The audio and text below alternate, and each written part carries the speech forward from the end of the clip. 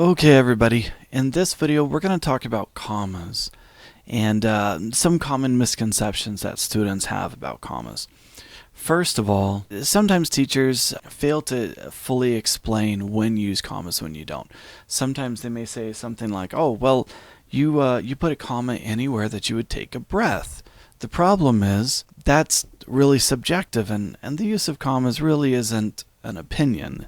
It's really meant to do these two main things: either separate items in a list or separate and isolate clauses. So in this video, I'm going to talk about each of those.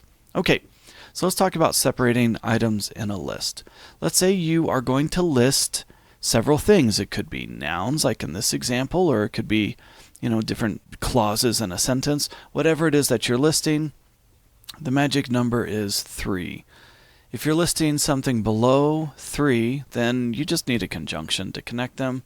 So in this example, we have he bought apples and oranges, and there's no need for a comma in between them because we're just talking about apples and oranges. But once we start getting to a list of 3 or more, we need to start adding some commas to our list. So he bought apples and oranges and bananas. Well, now we need to start adding some commas. So we have a comma between the first and the second item in the list, and then we have a comma between the second and the third item in the list, plus we add the conjunction and.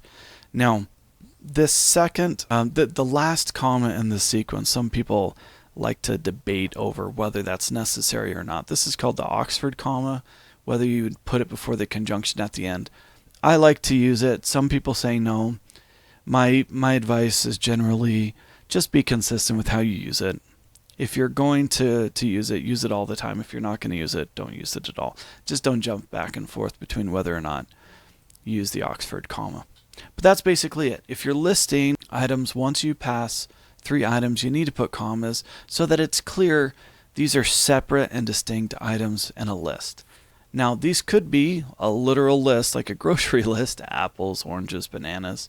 It could also be different parts of a sentence, like phrases or clauses. And you can have phrases or clauses that basically act like a list, and then you would need to use commas the same way. You just need to understand where each phrase or clause begins and ends so that you can separate them accordingly with commas. Okay, so now let's talk about the second reason for using commas, and that's to separate and isolate clauses.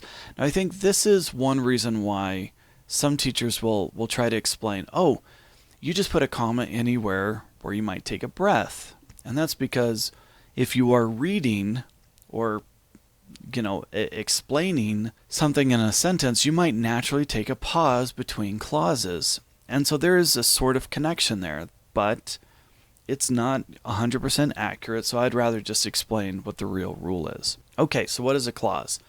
A clause is a group of words in a sentence that includes both a subject and a predicate. Sometimes they can stand alone, like an independent clause. You can stick a period at the end of it and it's completely good.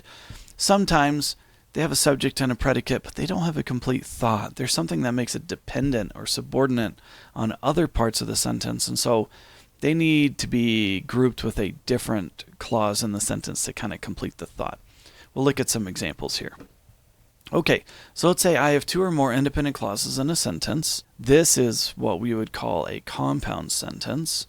We have this first part of the sentence: she went to the store to buy groceries, but, so we have a comma and a conjunction, she came home with a puppy.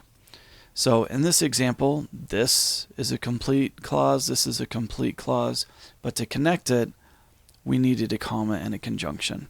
Now, there's a lot of different ways to connect clauses, but here we need to show that there's kind of a difference. This is also kind of signified by our conjunction but, which is showing, opposition. And so we put that in here. Now, if I just put, and she came home with a puppy, well, in this case, maybe we don't need a comma, but if I add a third clause in the sentence, I would definitely need it because now it's operating like a list. Okay, now this one's a little bit easier.